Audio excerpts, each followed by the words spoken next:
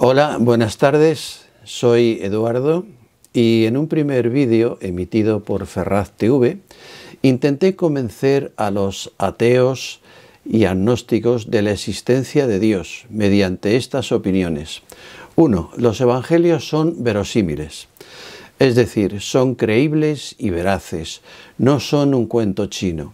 Los testimonios de los 4 evangelistas son sinceros, pues hay emociones muy humanas como el miedo, el caso de no estar al pie de la cruz cuando moría el Señor, las negaciones de Pedro, la incredulidad de Tomás, que quería meter los dedos en las llagas de Cristo resucitado, y etcétera. Todas ellas son emociones y reacciones humanas lógicas y verosímiles. Si los evangelios son creíbles y veraces, la doctrina y milagros del Señor, que van dentro de los evangelios, también lo son. 2. Otro argumento para creer en Dios está en la bondad de la doctrina en sí de los evangelios. Amaos los unos a los otros, nada fácil si hay personas que nos caen mal. Según el Padre Nuestro, debemos perdonar, dado que Dios nos perdona. Debemos hacer el bien sin mirar a quién. El punto 3, para intentar demostrar que Dios existe, es ¿por qué hacerse esta pregunta? ¿Por qué solamente el ser humano ha podido progresar? Ir a la luna, descubrir los antibióticos, mejorar en calidad y esperanza de vida, construir las 7 maravillas, fabricar aviones, coches, etc. Y no lo han hecho otros animales inteligentes, como por ejemplo el chimpancé, el perro, el cerdo, el cuervo, el delfín. La respuesta es porque solamente el ser humano está hecho a imagen y semejanza de Dios, teniendo inteligencia y voluntad. Según el Génesis 2:7, el Señor Dios modeló al hombre del polvo del suelo e insufló en su nariz aliento de vida. Y el hombre se convirtió en ser vivo, dándole inteligencia y voluntad para crear todo lo dicho anteriormente. Dios no hizo a su imagen y semejanza, ni dio un aliento de vida a los citados animales inteligentes. 4. Por último, hablé de las experiencias cercanas a la muerte, ECM. España, Cuenca, Málaga. Que hay casos, hay testimonios en YouTube, que los podéis ver ahí también. Cuando una persona muere en un hospital por parada cardiorrespiratoria y le intentan reanimar, desde que sufre el paro cardíaco hasta que se reanima el paciente, pues pasan por estos puntos. 1. Puede ver los esfuerzos que hacen los sanitarios para intentar resucitarle. 2. Entra en un túnel y al final ve una luz y también ve a familiares fallecidos con anterioridad. 3. Tiene una sensación de paz muy agradable, muy placentera. 4. Su vida pasa como una película muy rápida. 5. Una vez reanimados, estas personas que han pasado por este trance, no les asusta la muerte. ¿Por qué? Porque saben que hay un mundo mejor después de morir. Ahora hablaré de motivos científicos por los que se puede decir que Dios existe. Primero, muerte térmica de nuestro Sol, dentro de 4.500 millones de años. En efecto, la muerte térmica del Sol tiene una fecha de caducidad de 4.500 millones de años. Los astrofísicos y astrónomos han sacado este dato porque la vida de una estrella depende de la cantidad de hidrógeno disponible en su núcleo y de la velocidad a la que se consume mediante la fusión nuclear, que se produce pasando el hidrógeno a helio. Se basa en el estudio de otras estrellas similares en distintas etapas de su vida y en modelos de ordenador apoyados en las leyes de la física. Este dato de la muerte térmica del Sol fue estudiado por los científicos Kelvin, Helmont, Einstein, Eddington y Hoyle. Bien, entonces el Sol se convertirá en una gigante roja que se hinchará y absorberá las órbitas de Mercurio, Venus, la Tierra, desapareciendo toda la vida de la Tierra debido al calor de la gigante roja. Pues bien, si hay un final del Sol es porque ha habido un principio, un comienzo, un inicio, que en el siguiente punto veremos que se llama Big Bang, gran explosión, Big Bang, gran explosión. Y todo comienzo tiene un creador, una inteligencia superior. Los ateos dicen que el universo existe desde siempre, es eterno, no tiene principio ni fin, cosa que va en contra de la muerte térmica, no solo de nuestro Sol, sino de todas las estrellas del universo, que todas tendrán fin. Segundo argumento, apartado A. Todos estos son argumentos científicos a partir de ahora. Apartado A. A. El Big Bang, gran explosión. Big es gran y Bang explosión. Gran explosión, Big Bang. Es equivalente a decir el inicio del universo. Hace 13.700 millones de años se inició el Big Bang. Fue teorizado hacia el año 1920 por Friedman y Lemaitre y confirmado en 1964 de una forma accidental al descubrir la radiación de fondo cósmico, que es un residuo del Big Bang. Los ateos dicen que el universo es eterno, no tiene principio ni fin. Esta teoría del Big Bang describe el principio del universo de manera precisa y espectacular. Big Bang, gran explosión, es sinónimo de creación por una inteligencia superior. Por eso, los científicos que defendieron o estudiaron el Big Bang pusieron en riesgo sus vidas, tanto en la Rusia comunista como en la Alemania nazi. Hubo un renacimiento inesperado del Big Bang gracias al descubrimiento fortuito en el 1964 de la radiación de fondo cósmico residuo del Big Bang, detectando un parásito proveniente de todas las direcciones del universo. Penzias y Wilson, dos ingenieros, sin buscarlo, descubren la presencia residual de la señal electromagnética emitida por el Big Bang. Fred Hoyle, tras años de ateísmo, terminó sus días siendo deísta. Esta gran explosión fue el inicio, según Lemaitre, que partiendo de un átomo primitivo en el que estaba concentrada toda la materia y toda la energía del universo estaba concentrada, según este científico Lemaitre, en un átomo primitivo. Se llegó a formar el espacio y el tiempo. Se empezaron a crear las estrellas, los planetas, agujeros negros, todos los elementos de la tabla periódica, etc. Segundo apartado B. La expansión del universo. Los ateos dicen que el universo no se expande, es estacionario, fijo. Pues bien, se puede decir que el universo no es estacionario, porque el universo se expande. ¿Qué quiere decir esto? Quiere decir que las galaxias se van separando. Las galaxias se van separando. El universo no es eterno, porque ha tenido un principio creador y tendrá un fin que justifica la existencia de una inteligencia superior. Y no es estacionario, sino que es un universo que se expande según estudios de Friedman, Hubble por el telescopio y Einstein a través de la teoría de la relatividad. Conclusión y resumen. Primero, el universo se expande. Tuvo un principio, Big Bang, igual a gran explosión, hace 13.700 millones de años y tendrá un final dentro de 4.500 millones de años. Por lo tanto, el universo ni es estacionario ni es eterno, como dicen los ateos. Luego existe una inteligencia superior, alguien que no es ni materia ni espacio, ni tiempo que creó dicho universo. Hoy día, la teoría del Big Bang es aceptada de manera unánime.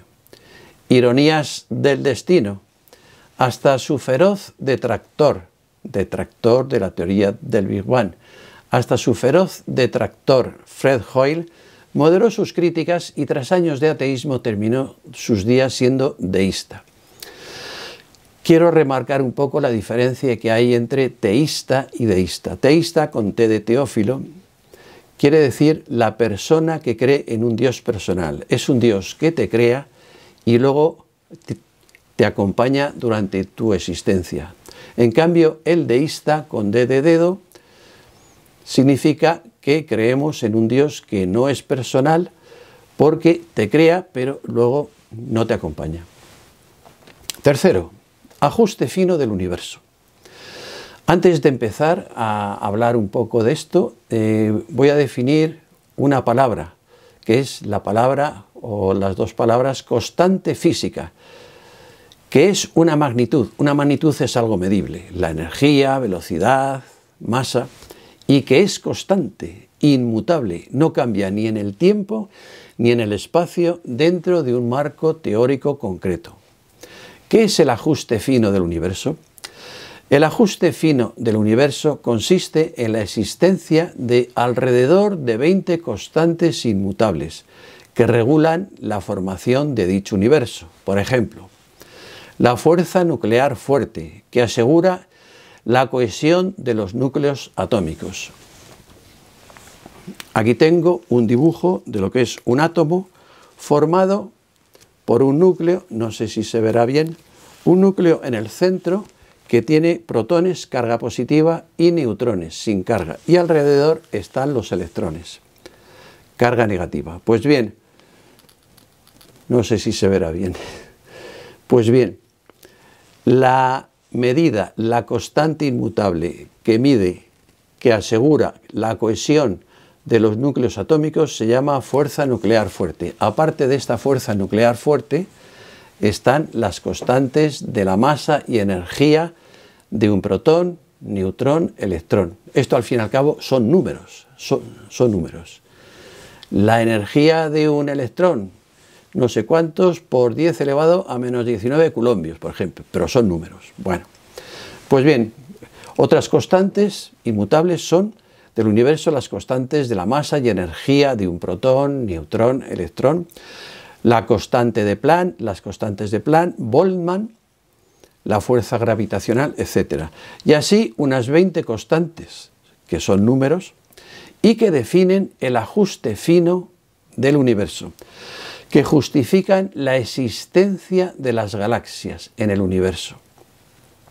Y que son un paso, esto es importante, y que son un paso previo imprescindible para crear la vida humana, porque la vida humana tiene que estar en algún sitio, en algún planeta que tenga condiciones. Bueno, ¿de dónde salen estas constantes?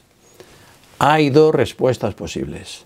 O son fruto del azar, o provienen de los cálculos complejos de un ser creador muy sabio. ¿Para qué sirven? Pues son los pilares del universo, que fijan por completo su existencia, su funcionamiento y evolución desde el principio. ¿Cómo habría sido el universo si hubiesen sido tan solo un poco diferentes alguna de estas constantes, en un 1%, un 2% o un lejano decimal? Pues bien, el universo se hubiera visto reducido a la nada o al caos. Y no estaríamos aquí hablando de esto, porque no hubiera existido una vida posterior a la creación del universo.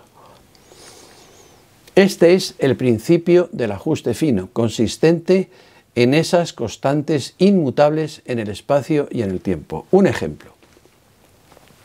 Brandon Carter, un físico teórico australiano, calculó que una reducción del 2% en la fuerza nuclear fuerte, que asegura la cohesión de los núcleos atómicos, haría imposible la formación de elementos más pesados que el hidrógeno, que son todos los demás, porque el hidrógeno es el que tiene menos masa atómica, según la tabla periódica, está aquí el hidrógeno.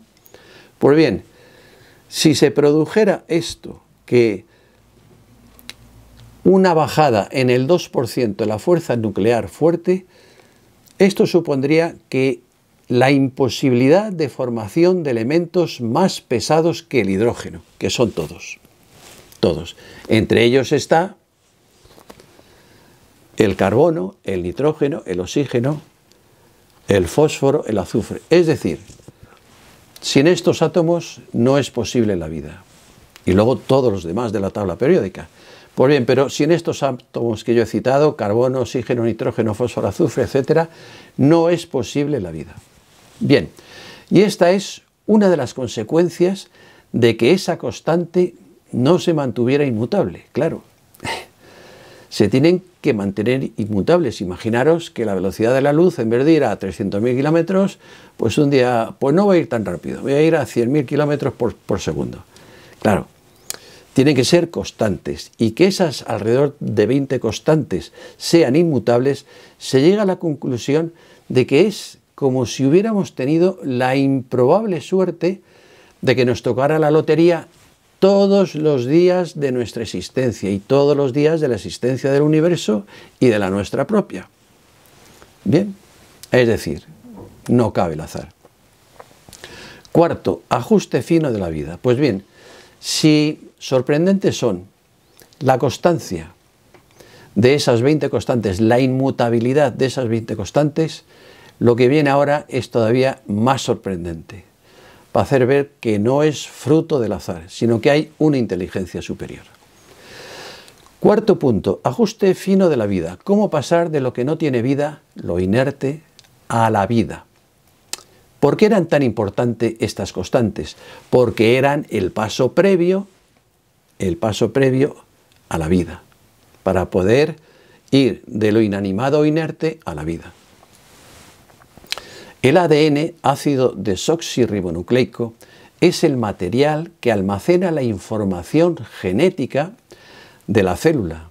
Es tan sorprendente la complejidad de la información contenida dentro de cada célula humana que se descarta que el genoma humano, que es todo el ADN de nuestra especie, haya sido originado por accidente, es decir, debido al azar. Se experimentó una sopa primitiva a base de metano, amoníaco y descargas eléctricas, y consiguieron, sí, algunos aminoácidos, pero fue muy insuficiente para generar la vida. Luego no hubo evolución, sino creación. Conclusión, las posibilidades de aparición del ADN como fruto del puro azar son tan enormemente bajas que solo se podría llamar milagro. Milagro. Y los milagros ya sabemos a qué nos suenan. Los ateos se defienden hablando de universos múltiples y de extraterrestres que sembraron la Tierra de seres inteligentes. Bueno, en primer lugar, los universos múltiples no se pueden probar su existencia, ni a favor ni en contra. Son teorías poco científicas. Por cierto, ¿quién creó a los extraterrestres? El objetivo de este vídeo es convencer a ateos y agnósticos respetuosos con los creyentes de que Dios existe por razones científicas. También es bueno reforzar la fe de los creyentes porque la vida depara algunas situaciones dolorosas como una enfermedad grave o la muerte de seres queridos que pueden hacer tambalear la fe. Bueno, argumentos. Primero, argumentos. He comentado 4 razones científicas por las que se puede decir que Dios existe. Me he apoyado en los libros que os muestro a continuación. Nuevas evidencias científicas de la existencia de Dios, de José Carlos González Hurtado. Un libro fabuloso. Y un excelente libro también, este que dice Dios, la ciencia, las pruebas. Los dos son fantásticos. Merece la pena que los podáis leer. Yo he usado más este, pero los dos son maravillosos. Merecen la pena. Bueno, pues vamos a la argumentación. Hemos dicho que, primero, el Sol solo tiene hidrógeno para unos 4.500 millones de años. Luego se apagará y habrá un final. Segundo, el Big Bang es igual a la gran Big Bang, gran explosión. Y la expansión del universo indican que este ni es eterno ni es estacionario.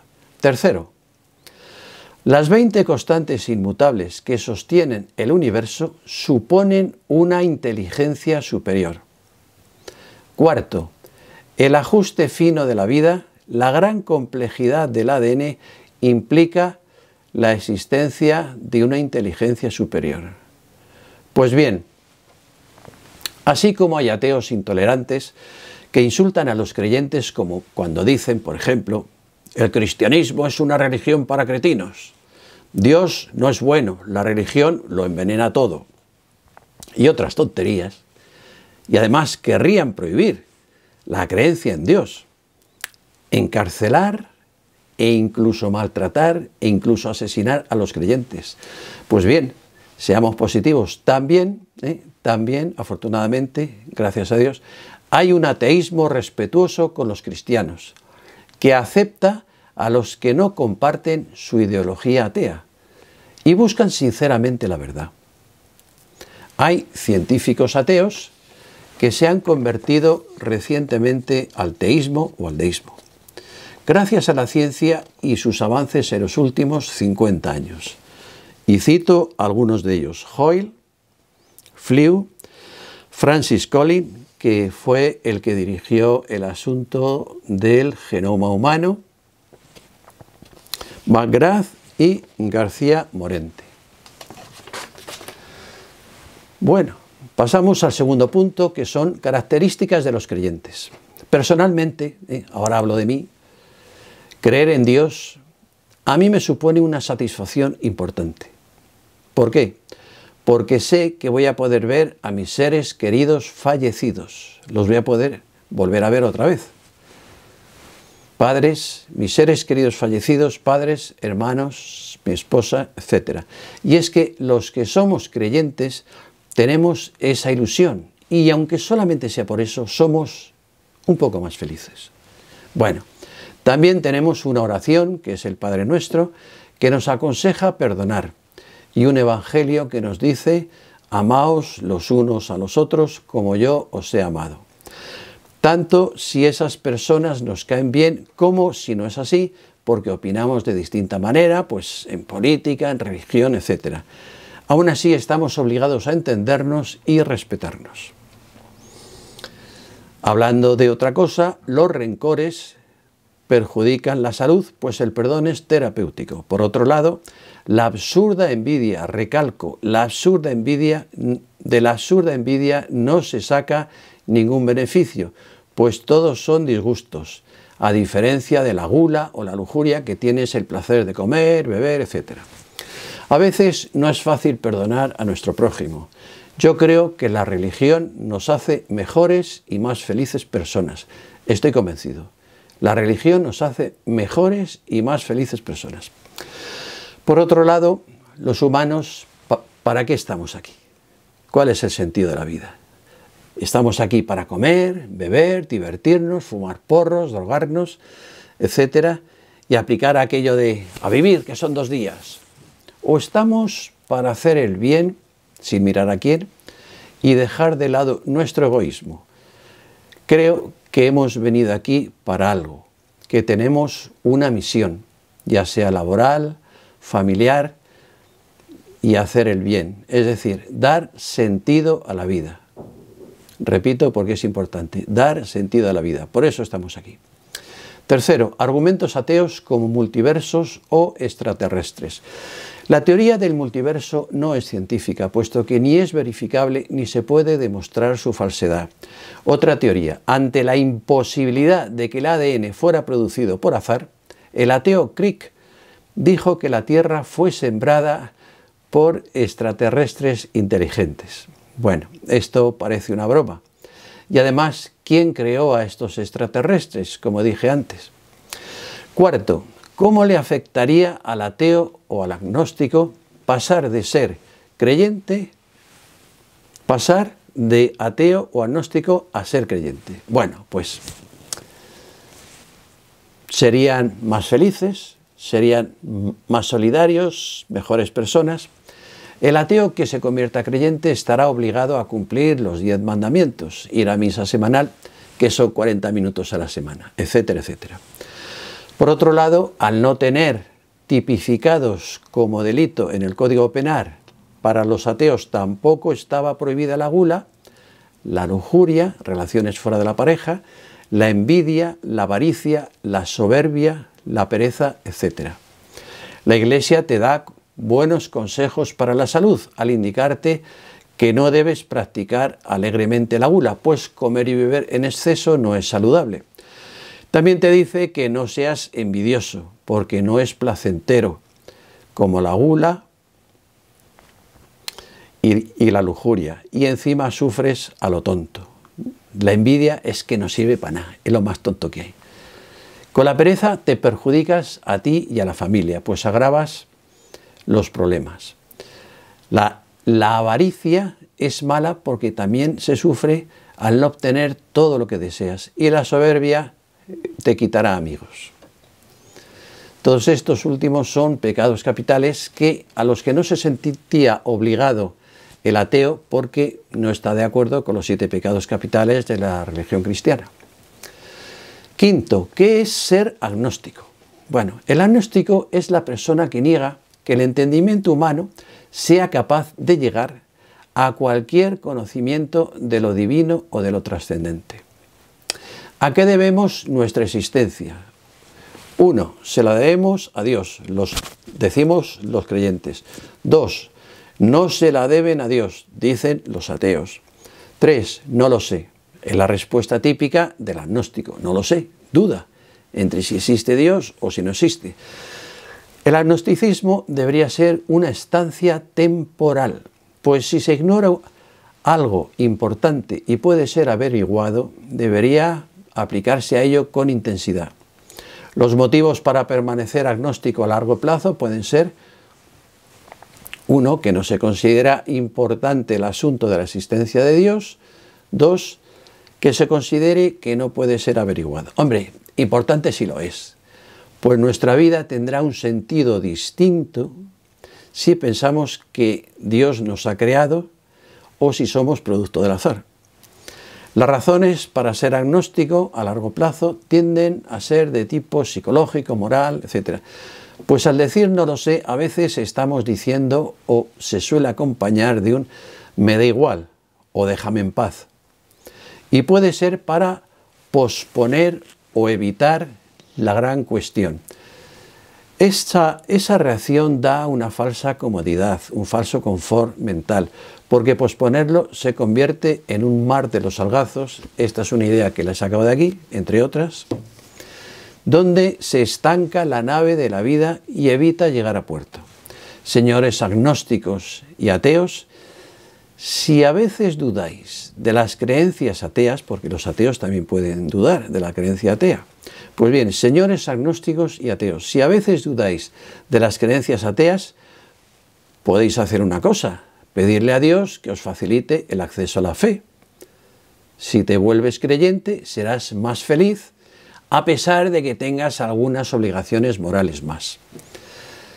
Otra sugerencia a mis estimados y futuros creyentes, ya veremos. Señores agnósticos y ateos respetuosos, pongan algo de su parte. La fe también se conquista. Sexto, ¿por qué permite Dios las guerras, los crímenes, el hambre, etcétera? Dios permite todo esto porque no quiere que el ser humano sea su esclavo, sino que nos da libre albedrío, libertad, para elegir el buen camino. La paz para compensar la guerra, la moralidad para compensar los crímenes, la solidaridad para paliar el hambre, etcétera, ¿no? Por otro lado, Dios está en contra del aborto, Dios está en contra de la eutanasia y Dios está en contra en general del pecado. Y no solo lo permite, sino que además si lo confiesas al cura te perdona.